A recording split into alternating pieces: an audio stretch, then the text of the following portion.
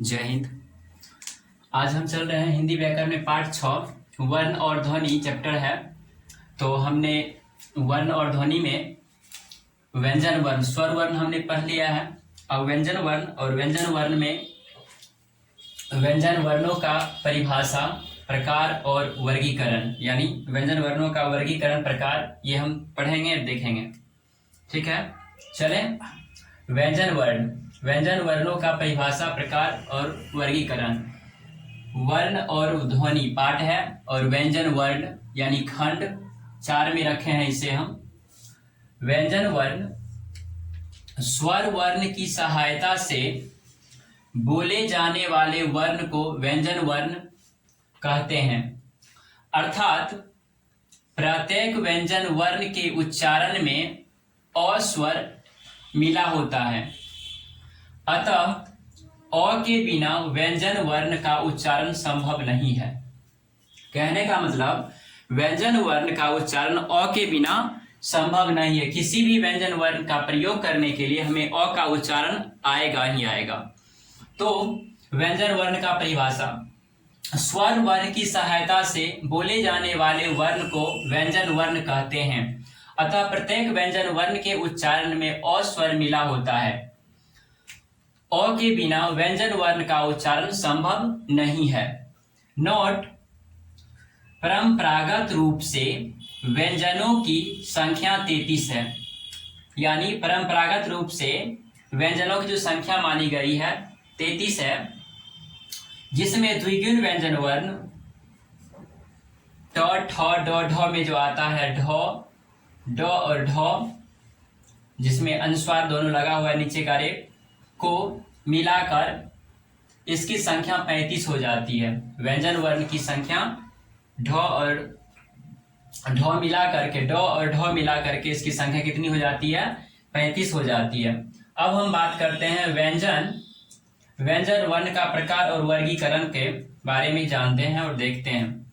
सबसे पहला व्यंजन वर्ण का प्रकार और वर्गीकरण का अगर हम बात करें तो इसमें स्पर्श व्यंजन वर्ण, इसमें स्पर्श व्यंजन वर्ण जो है उसका परिभाषा देखते हैं। जिस व्यंजन वर्णों के उच्चारण जीभ के पश्च यानी पीछे, मध्य यानी बीच और अग्र यानी आगे भाग से कंठ, तालु, मुद्रा, दांत या होंठ का स्पर्श करते हुए निकले स्पर्श व्यंजन वर्ण कहते हैं।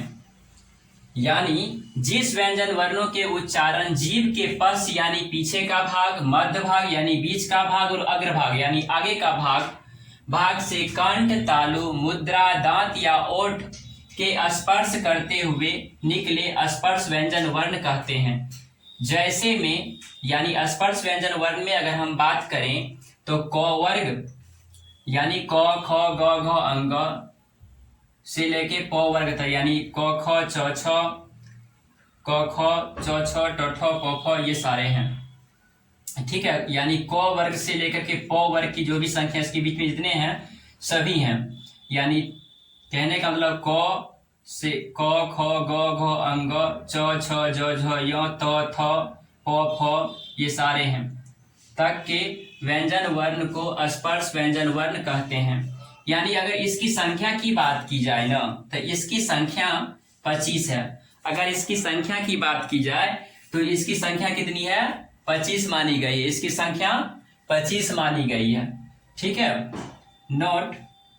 आगे बात करें तो इसे हम द्विगुण कहते हैं, ये हमें पता है, इसे द्विगुण कहते हैं।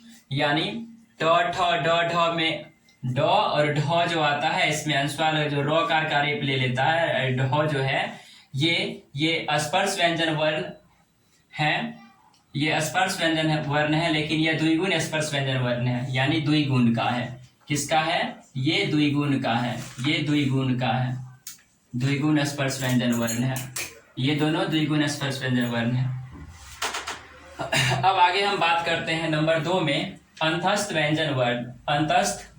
अंतस्थ व्यंजन वर्ण जिस वर्णों के उच्चारण में मुख यानी मुंह के माध्यम यानी मुंह के छत और जीभ के सहायता से बोले जाते हो, इस प्रकार के व्यंजन वर्ण अंतस्थ व्यंजन वर्ण कहते हैं। यानी अंतस्थ व्यंजन वर्ण जिस वर्णों के उच्चारण में मुख के माध्यम यानी मुंह की छत यानी ऊपरी हिस्सा यानी जीभ के ऊपरी हिस्सा में और जीभ की सहायता से बोले जाते हो, इस प्रकार की व्यंजन वर्ण अंतस्थ व्यंजन वर्ण कहलाते हैं।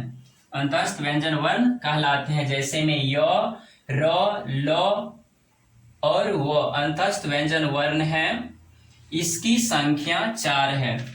नोट में अगर बात करें तो जिन वर्णों के उच्चारण स्वरों और व्यंजनों के बीच स्थित हो, यानी जिस वर्ण को उच्चारण स्वर और व्यंजन वर्ण के बीच जो होगा उसे हम अंतस्थ व्यंजन वर्ण कहते हैं। यानी स्वर और व्यंजन वर्णों को बीच जो उच्चारण होगा उसे हम क्या कहते हैं? अंतस्थ व्यंजन वर्ण कहते हैं। अब हम अंतस्थ व्यंजन वर्ण का अगर बात करें, अंतस्थ व्यंजन वर्ण में जैसे में अंतस्थ व्यंजन वर्ण में आता है य, र, ल और व, तो अंतस्थ व्यंजन वर्ण में य, र, ल हो जाता है। यानी इसका जो परिभाषा हमने देखे हैं, जिन वर्णों के उच्चारण में मुख के माध्यम यानी मुंह की छत और जीभ की सहायता से बोले जाते हो, इस प्रकार के व्यंजन वर्ण को अंतस्थ व्यंजन वर्ण कहते हैं। और ये जो व्यंजन वर्ण है य, र, ल और व हैं, जिन वर्णों के उच्चारण यानी कहने का मतलब जिस वर्ण का उच्चारण स्वर और व्यंजन वर्ण की सहायता के बिना हो ही नहीं सकता, यानी उसमें स्वर वर्णों की सहायता की जरूरत पड़ती है, यानी स्वर और व्यंजन वर्णों के बीच की कड़ी होती है। तो बात करें य और व जो है, ये जो ध्वनि जो कभी स्वर हो तो कभी व्यंजन हो जाता है। यानी य और व जो है कभी स्वर हो जाता है तो कभी व्यंजन हो जाता है, कभी स्वर तो कभी व्यंजन हो जाता है। अब र का अगर हम बात करें तो जिसके उच्चारण में जीभ तालु से लुढ़क कर यानी जीभ और तालु से लुढ़क कर स्पर्श करे, यानी जीभ और तालु दोनों का प्रयोग हो, वह र कहलाता है। ठीक है, यानी जीभ और तालु का प्रयोग होता है। और ल का अगर हम बात करें, जिसके उच्चारण में हवा यानी हवा जीभ के पार्श्व यानी हवा जीभ के पार्श्व यानी बगल से निकल जाए, यानी हवा जो उसके बगल से निकल जाए और ल कहला जाए, यानी ल वर्ग का निर्माण हो जाए, बोला जाए, इस प्रकार को हम उच्चरित जो करते हैं जो ल है। यानी जिसके उच्चारण में हवा जीभ के पार्श्व यानी बगल से निकल जाए, यह ल है। ठीक है, यानी अब समझ गए य, व, र और ल किसका किस तरह का उच्चारित उच्चारण है।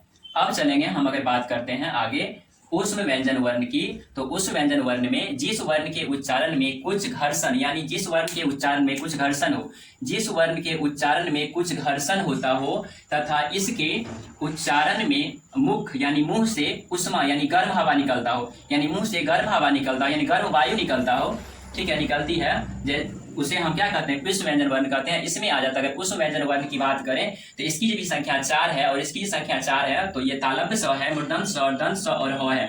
ये गर्भ वायु से निकलने वाली ध्वनि है जिसे हम उष्म व्यंजन वर्ण कहते हैं। तालव्य स, मूर्धन्य स, दंत स और ह, जो इसकी संख्या 4 है। चले, अब ये हो गया। अब हम 4 नंबर में चलते हैं, संयुक्त व्यंजन वर्ण। संयुक्त व्यंजन वर्ण जो है, संयुक्त व्यंजन वर्ण की अगर बात की जाए तो संयुक्त व्यंजन वर्ण में जब 2 या 2 से अधिक यानी जब 2 या 2 से अधिक वर्णों यानी जब 2 या 2 से अधिक स्वर वर्णों के एक साथ मिलाकर नए शब्द बनता हो, इस प्रकार के वर्णों को संयुक्त व्यंजन वर्ण, यानी जब 2 या 2 से अधिक वर्ण को मिला करके एक वर्ण बनता है, उसे हम संयुक्त स्वर व्यंजन कहते हैं। ठीक है, यानी उसे संयुक्त व्यंजन कहते हैं। जब 2 या 2 से अधिक स्वरों को एक साथ मिलाकर नए शब्द बनाता हो, इस प्रकार के वर्णों को संयुक्त व्यंजन वर्ण कहते हैं। ठीक है, जैसे में क में हलंत और स से मिलकर अक्ष बनता है, त और र से मिलकर त्र बनता है। ठीक है, तो इस प्रकार का जब 2 वर्ण को संयुक्त रूप हो जाएगा तो इस प्रकार का जो वर्ण होता है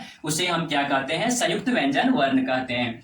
ठीक, अब हम बात करें, हम इसका कुछ व्यंजन वर्ण है, उसके कुछ और अन्य नाम है और व्यंजन वर्ण, कुछ व्यंजन वर्ण इनके अन्य नाम है, उसे हम देखें। स्पर्श संघर्षी व्यंजन वर्ण। स्पर्श संघर्षी व्यंजन वर्ण में आ जाता है आपको च, छ, ज, झ। ठीक है, और अगर हम बात करें संघर्षी व्यंजन वर्ण को तो ह, ठीक है, व, स यानी तालव्य स, मूर्धन्य स और ह। ये फ में इस प्रकार का रकार का रेप जो आया है नीचे में, ह जो अनुस्वार मानते हैं, रेप जहां लगता है, जैसे फकीरे लिखना है, फकीर, तो इस प्रकार का इसमें रेप लगता है। ठीक है, उसके बाद हम आगे बात करते हैं नासिक व्यंजन वर्ण अ, मूर्धन न, दंत न, म और य में। ठीक है, च छ ज झ य में। ठीक है, ये त थ द ध न, ये ट ठ द ध न, ये ट ठ का है, ये त थ का है। ठीक है, और ये अंग है, क ख ग घ अंग का। ठीक है, ये अंग है, समझ में आ रही होगी। नासिक व्यंजन वर्ण इसे हम कहते हैं। ठीक है, इसे क्या कहते हैं, नासिक व्यंजन वर्ण कहते हैं। अब चलते हैं हम निरानुनासिक, इसको तो नासिक का है। और अगला जो 4 नंबर में है निरानुनासिक व्यंजन, इसको च, क, ट और थ, ये आपको आ जाता है किसमें, निरानुनासिक व्यंजन में। ठीक है, अब हम आगे अगर बात करें लूठित या प्रकंपित व्यंजन, प्रकंपित व्यंजन, ये जो आ जाता है आपको र है, और ये लुंठित या प्रकंपित व्यंजन वर्ण इसे कहते हैं। ठीक है, अब हम आगे चलते हैं 6 नंबर में पार्श्विक व्यंजन। पार्श्विक व्यंजन जो होता है ल है, ल को हम पार्श्विक व्यंजन कहते हैं, यानी व्यंजनों के और सारे नाम जो हैं, यानी जितने वर्णमाला है, वर्णमाला में सारे वर्णमाला में जितने सब कुछ ना कुछ सारे व्यंजन का नाम होता है, और उस प्रकार से इसे दिया गया है। अगर बात करते ये सारे तो वर्णमाला ही ना है, ये सारे तो वर्णमाला ही है, यानी अल्फाबेट है, अल्फाबेट है, ये सारे अल्फाबेट हैं, तो ये सब पार्श्विक व्यंजन है। तो ये पार्श्विक व्यंजन ल है। स्पर्श यंत्र मुखी या काकल्य व्यंजन है, हाँ सॉरी काकल्य व्यंजन है।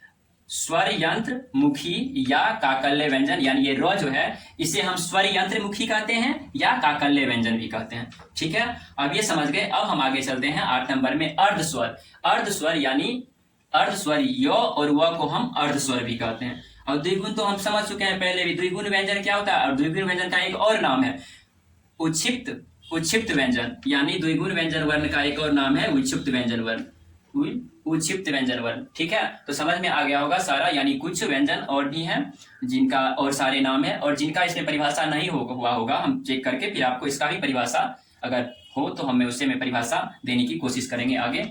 तो ये सारे आप देख जाएंगे, यानी ये आपका जो अभी चैप्टर हुआ है ये वर्ण और ध्वनि का व्यंजन वर्ण हुआ है। वर्ण और ध्वनि का व्यंजन मैंने स्वर वर्ण पढ़ा दिया था पहले, स्वर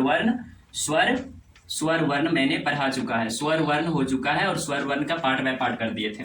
अब व्यंजन वर्ण है, और व्यंजन वर्ण में मैंने खंड वही है, खंड जो तीसरा था चौथा खंड में से रखे हैं। मेन आपका वर्ण और ध्वनि पार्ट का मेन जो है वर्ण और क्या है, ध्वनि है। आपका पार्ट जो है वर्ण और ध्वनि, हिंदी व्याकरण का पार्ट में वर्ण और ध्वनि, और अगर पार्ट